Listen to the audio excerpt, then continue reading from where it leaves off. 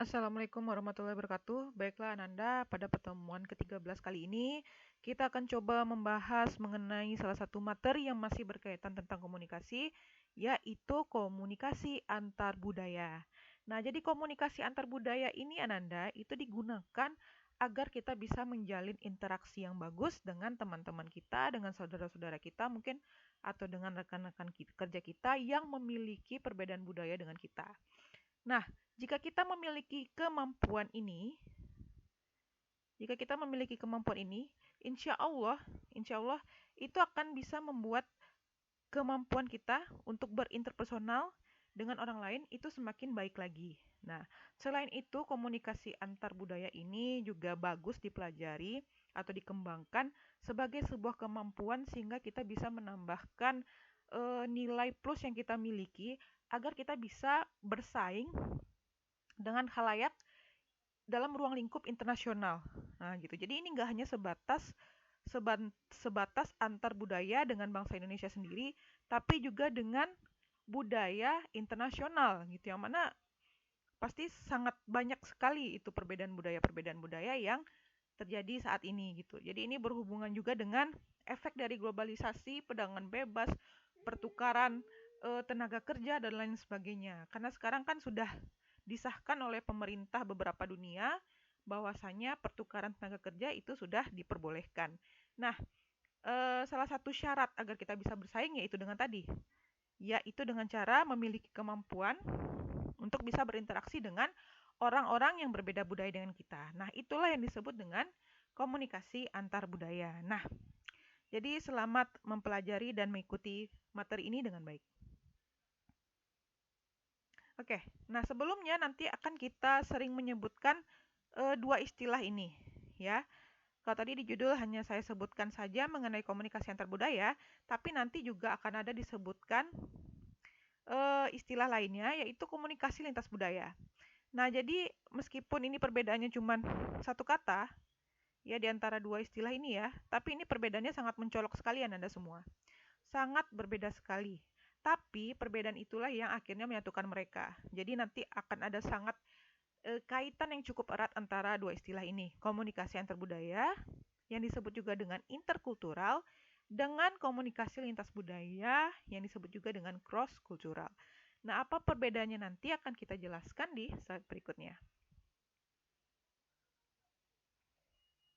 Oke, pertama saya akan coba dulu bahas mengenai definisi dari komunikasi antar budaya. Nah, secara sederhana, komunikasi antar budaya itu bisa disebut sebagai komunikasi.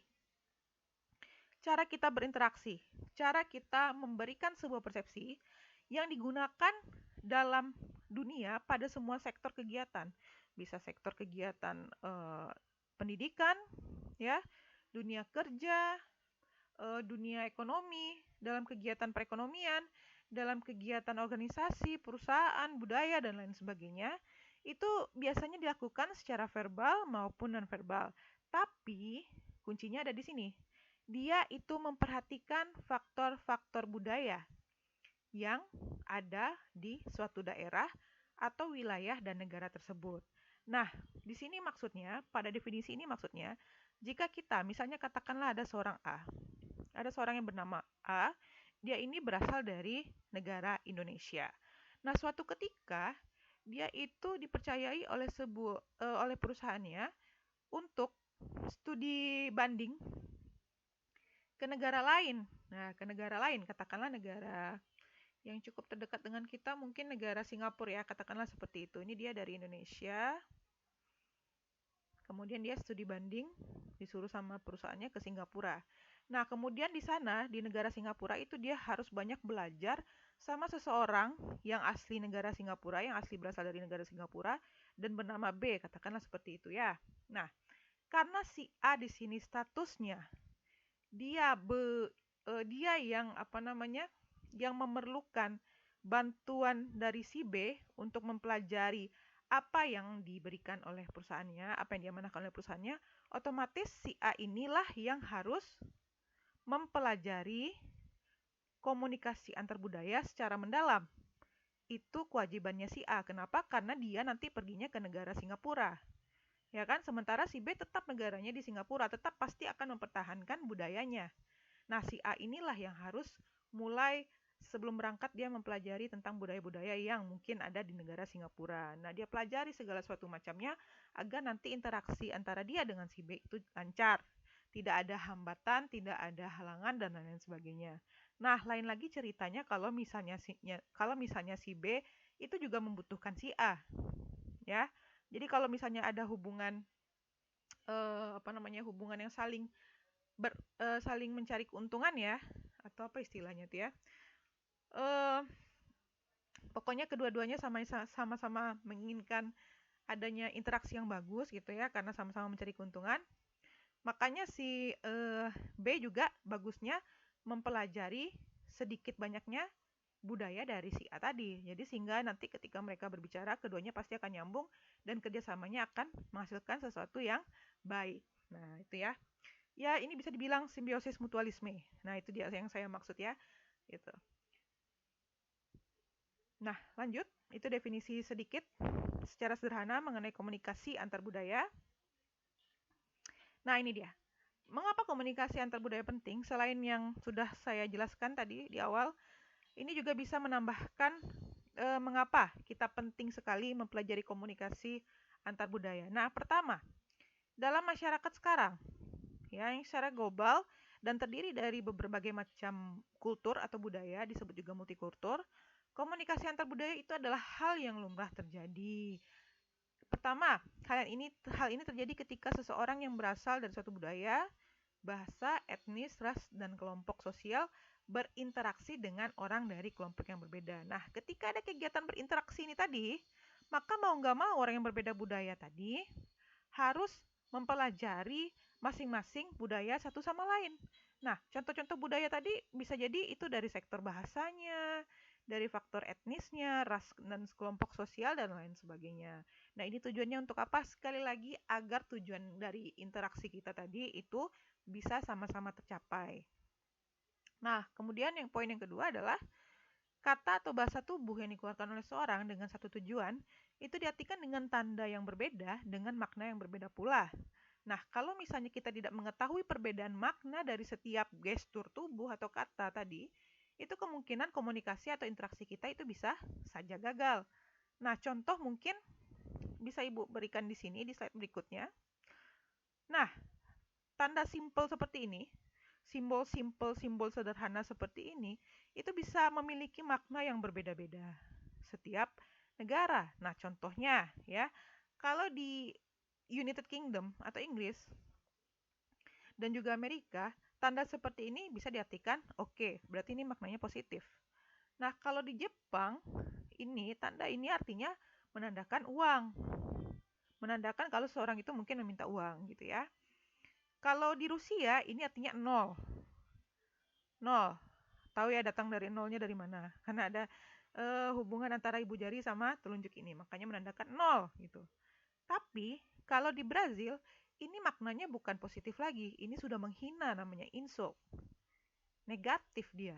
Nah, kalau misalnya orang United Kingdom, yang seorang United Kingdom itu pergi jalan-jalan ke negara Brazil, ya, kemudian dia tidak mengetahui, tidak mempelajari sebelumnya bahwa tanda ini, simbol ini, itu artinya sebenarnya menghina orang. Nah, kira-kira apa yang terjadi jika dia berinteraksi dengan orang Brazil, kemudian menunjukkan simbol ini? Nah, pasti orang Brazil yang diajaknya berkomunikasi tadi pasti akan merasa terhina, merasa dia hina, merasa dia lecehkan, dan lain sebagainya. Nah, itu dia akibat jika seseorang tidak mempelajari komunikasi antar budaya dengan baik sebelum orang tersebut beradaptasi dengan suatu daerah tempat tujuannya. Gitu. Kalau mungkin negara Indonesia, kira-kira simbol ini artinya apa ya? Mungkin lebih ke ini ya. Nah, sesuai dengan budaya United Kingdom dan juga Amerika. Oke, kira-kira seperti itu. Manfaat jika kita mempelajari komunikasi antar budaya dengan baik.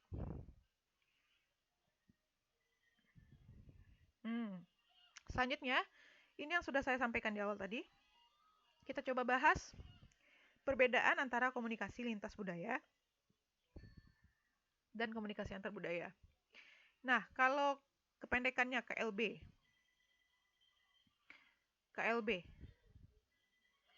atau bahasa Inggrisnya disebut juga dengan Cross Cultural Communication. Sementara komunikasi antar budaya singkatannya KAB atau Intercultural Communication. Apa perbedaannya dan seberapa beda mereka berdua? Kita lihat di slide berikutnya ya. Nah, ini sudah Ibu bandingkan dengan tabel ya. Yang pertama komunikasi lintas budaya, di kolom kedua ada komunikasi antar budaya. Perbedaannya, kalau komunikasi lintas budaya itu dia mengkaji fenomena komunikasi dalam budaya-budaya yang berbeda-beda. Nah, sementara komunikasi antar budaya itu merupakan komunikasi antar individu yang berbeda budaya. Nah, dari sini kita bisa melihat bahwa sebenarnya komunikasi antar budaya itu lebih membahas kepada kegiatan komunikasinya. Ingat, ada kata komunikasi di sini. Nah, tuh ya, berarti sudah mulai ada kegiatan interaksinya antara individu yang berbeda budaya, ras, agama, suku, dan lain-lain sebagainya. Sementara komunikasi lintas budaya adalah ketika kita atau seseorang mempelajari atau menganalisa atau mengkaji fenomena-fenomena komunikasi seperti apa yang terjadi dalam komunikasi antar budaya ini. Nah, itu dia. Ya, jadi di dalam komunikasi lintas budaya itu belum terjadi kegiatan komunikasinya Anda semua. Belum terjadi kegiatan interaksinya Anda semua. Jadi ketika seseorang baru akan mempelajari, ketika seseorang itu sudah masuk proses mempelajari, menganalisis fenomena-fenomena yang ada, bukan fenomena. Ya, fenomena atau unsur-unsur yang berkaitan dengan sebuah negara dengan budayanya yang berbeda tadi itulah yang dimaksud dengan komunikasi lintas budaya. Nah, sementara komunikasi antar budaya itu sudah mulai masuk pada kegiatan interaksinya atau komunikasinya. Nah, kira-kira bisa dipahami ya. Kira-kira bisa dipahami yang poin pertama ini.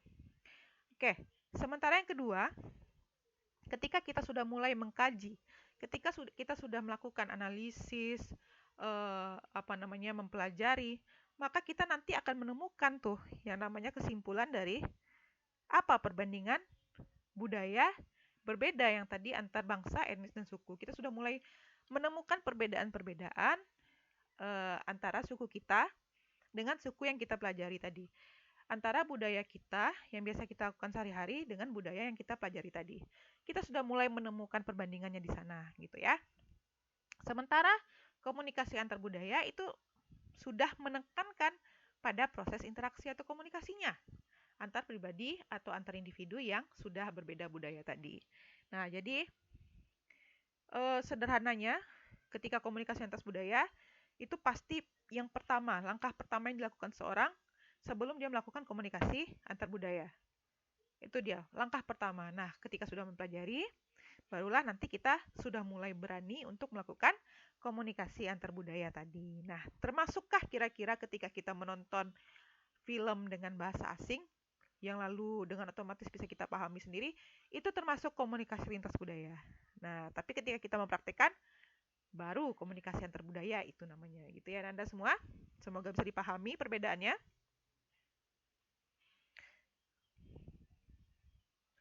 Nah, kemudian ini tadi lanjutannya mungkin ya. Ini lanjutannya. Kenapa komunikasi? Oke, ini lintas budaya. Kita membahas pentingnya komunikasi lintas budaya dalam berbagai aspek, khususnya dalam dunia bisnis. Ya, dunia bisnis itu sangat luas sekali.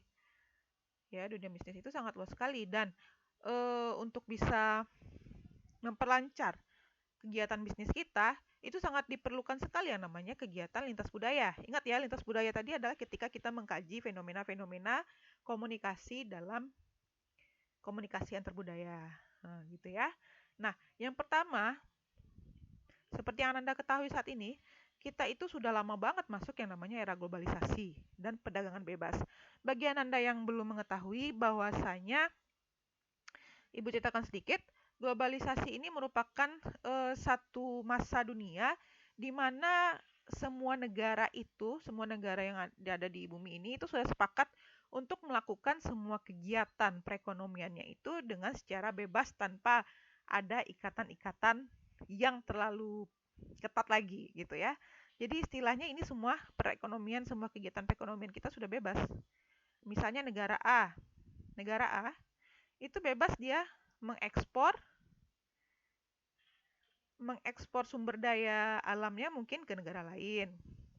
Nah, kemudian dari kegiatan ekspor tadi, dia bisa mendapatkan keuntungan dari negara B. Dapat keuntungan. Nah, begitu juga dengan negara B. Karena sudah menjalin kerjasama dengan A, si B juga bebas. Dia mengekspor sumber daya alamnya ke negara si A. Dan nanti dia juga dapatkan keuntungan dari hal ini. Nah, kalau dulu itu bedanya dengan zaman globalisasi, kalau dulu itu peraturannya sangat ketat sekali. Peraturannya sangat ketat sekali, sangat diatur dengan kebijakan pemerintah yang sangat ketat sekali. Nah, kalau globalisasi udah cukup bebas, jadi nggak terlalu banyak sekali aturan-aturan yang mengikat kedua negara atau beberapa negara untuk saling bekerja sama satu sama lain, terutama kaitannya dengan kegiatan perdagangan tadi. Jadi segala sesuatu udah bebas. Nah, globalisasi ini sektornya itu nggak hanya sekedar perdagangan aja, tapi yang juga Ibu sebutkan tadi, kayak tenaga kerja, itu sudah boleh keluar masuk dengan bebas. Nah, Ananda misalnya nanti kalau sudah selesai tamat kuliah dari STM Indonesia Padang, mau mencari pekerjaan di negara Singapura, Malaysia, atau mungkin negara Eropa, benua Amerika, dan semacamnya, itu boleh, bebas saja gitu. Paling yang Ananda urus nanti adalah beberapa dokumen-dokumen negara yang menandakan bahwa Ananda itu benar-benar asli warga negara Indonesia. Itu dia ya. Nah, kemudian yang kedua, karena adanya perkembangan teknologi komunikasi dan informasi. Nah, seperti yang Anda ketahui, sekarang perkembangan teknologi itu eh, apa namanya? Fitur-fiturnya itu lebih dominan menggunakan bahasa-bahasa asing, terutama bahasa Inggris. Ya kan, bahasa Inggris itu sudah diakui PBB sebagai bahasa internasional yang nomor satu paling dipakai di semua dunia gitu kan. Nah, bukan bahasa Indonesia. Nah, karena itu, supaya kita bisa mengikuti perkembangan teknologi komunikasi dan informasi ini sesuai jurusan Ananda, maka minimal sebaiknya Ananda itu bisa menguasai bahasa Inggris. Kalaupun nggak bisa berbicara, kalaupun nggak bisa kita praktekkan secara aktif, minimal pasif. Minimal pasif. Jadi ketika kita membaca buku mungkin atau mendengar orang berbicara, mungkin kita bisa menangkap maknanya walaupun itu hanya sederhana aja gitu ya. Minimal itu coba. Coba caranya gampang, nggak harus mengikuti les. Bu, karena saya nggak ada waktu untuk ngambil les, gimana caranya saya bisa menguasai bahasa Inggris gitu kan. Nggak harus les. Zaman sekarang tuh udah canggihan. Anda semua tinggal mengorbankan sedikit waktunya mungkin untuk mendengar lagu-lagu dari yang menggunakan bahasa Inggris atau mendengarkan film-film yang menggunakan bahasa Inggris. Nah, tapi jangan fokus ke terjemahannya gitu. Fokus ke bagaimana cara native speaker itu berbicara. Lalu Ananda temukan artinya melalui Google Translate dan lain sebagainya. Nah, kemudian cara yang kedua mungkin juga cukup simple. Kalau misalnya Ananda disuruh buat makalah sama dosen, itu bisa kita coba cari makalah dari luar negeri.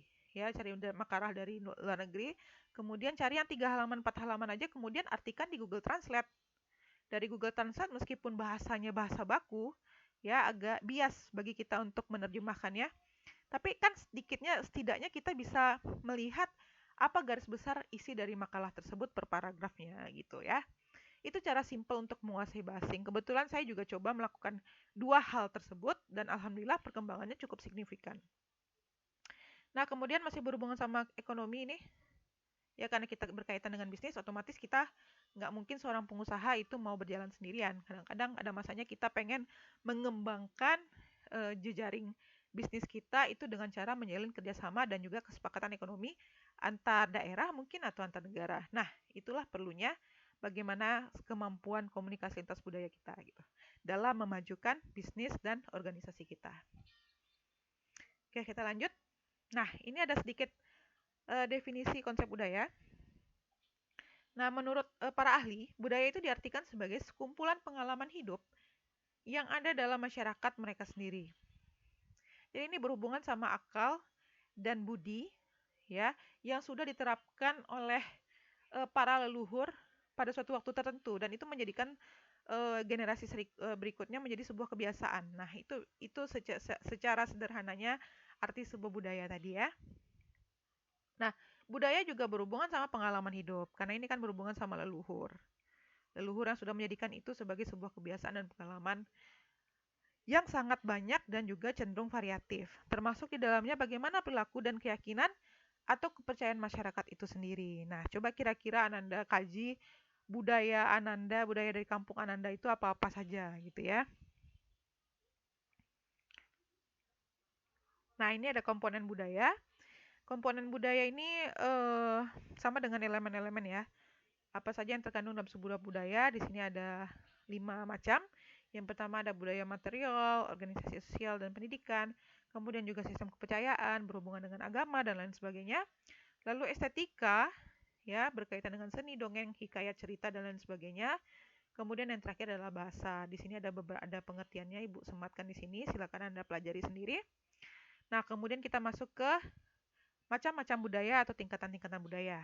Nah, di sini ada 3.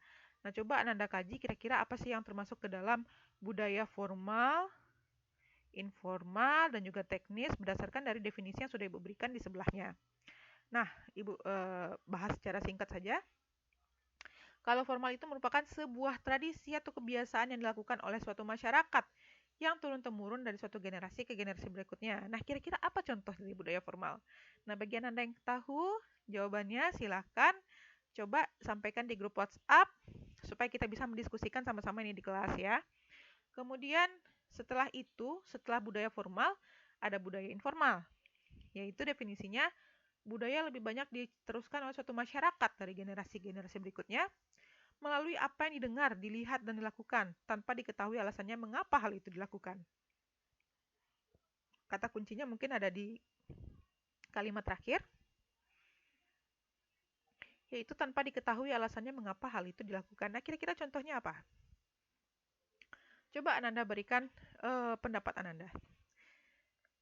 Yang terakhir adalah tingkatan teknis ya, tingkatan budaya teknis. Kalau tingkatan budaya teknis itu sudah mulai ada penjelasan yang logis mengapa suatu harus dilakukan dan yang lain itu tidak boleh dilakukan. Nah, kira-kira contohnya apa? Coba Ananda kaji, Ananda ingat-ingat budaya dari kampung halaman Ananda. Kira-kira ada nggak contoh dari masing-masing tingkatan budaya ini? Oke. Nah, coba ya nanti kita diskusikan ini di dalam kelas. Oke. Ini ada mengenal perbedaan budaya. Perbedaan budaya dapat dilihat dari hal-hal berikut ini seperti nilai-nilai sosial, peran dan status. Contoh-contohnya bisa Anda pelajari sendiri ya. Kemudian bagaimana pengambilan keputusan, konsep waktu, konteks budaya. Oke, cuman 5 ini ya, bagaimana cara kita mengenal perbedaan budaya. Lanjut kita masuk ke bagaimana kita berkomunikasi dengan ketika kita misalnya bertemu dengan orang yang memiliki budaya sangat jauh bentuknya dengan budaya yang kita anut sendiri gitu ya. Nah, yang pertama itu kita pasti harus mempelajari budayanya. Nah, ini adalah kegiatan komunikasi lintas budaya tadi kan. Nah, bagaimana cara memperkenalkan diri? Bagaimana cara mengekspresikan undangan? Bagaimana cara mengucapkan maaf? Terima kasih, permintaan tolong. Bagaimana kontak mata dan gestur tubuh yang tepat dan bagaimana mengekspresikan penolakan dan persetujuan ini jadi merupakan komunikasi yang umumnya kita kenali dalam budaya seorang. Kira-kira bagaimana orang tersebut memperkenalkan diri. Nah, kira-kira seperti itu ya budayanya. Yang umumnya dibuka, diekspresikan oleh seseorang ketika awal pertemuan. Nah, kemudian kita juga bisa mempelajari bagaimana keadaan politiknya. Ini terutama kalau misalnya kita mau membahas apa mau mengenal seseorang tersebut lebih dalam lagi, kita bisa aja mencari topik lain kan. Karena kita nggak mungkin hanya stuck di pembicaraan-pembicaraan yang umum ini aja gitu kan. Kalau perlu kita juga mempelajari bagaimana keadaan politiknya mungkin, keadaan perekonomiannya dan sektor-sektor lainnya gitu. Nah, kira-kira inilah contohnya pertanyaan-pertanyaan yang bisa kita ajukan kepada mereka gitu ya. Tuh. Oke. Lanjut. Kita juga bisa mempelajari bagaimana mayoritas agama dan kepercayaan dianut. Tapi kalau ini menurut Ibu, kalau agama itu merupakan sesuatu yang sensitif untuk dibicarakan. Nah, kalau misalnya kita belum terlalu dekat sama orang tersebut, rasanya ini nggak perlu dibicarakan ya. Nggak terlalu dibicarakan karena seperti yang Ibu bilang tadi, agama dan kepercayaan itu merupakan sesuatu yang sensitif untuk dibincangkan ketika kita baru pertama mungkin bertemu orang tersebut. Nah, kalau misalnya kita sudah mengenal orang tersebut, sudah gimana ya namanya, sudah dekat dengan orang tersebut, sudah seperti sahabat atau keluarga sendiri, mungkin nggak masalah lagi ketika kita membahas mengenai agama dan juga kepercayaannya yang mayoritas ada di negara tersebut, ya kan? Karena eh, biasanya agama yang mayoritas di sebuah daerah itu sangat mempengaruhi budaya daerah tersebut gitu kan. Oke, lanjut. Ya, ini juga masih berhubungan sama perekonomian dan bisnisnya. Ini kita gunakan, ini penting kita pelajari ketika kita melakukan komunikasi antar budaya sama orang lain dengan tujuan bisnis, dengan tujuan untuk memperluas apa namanya, memperluas jaringan kita, memperluas link kita dalam konteks bisnis tadi. Kemudian kita juga bisa mempelajari bagaimana etika-etika yang berlaku, nilai-nilai yang berlaku dilihat dari segi hukum negara tersebut. Dah, baiklah Anda semua.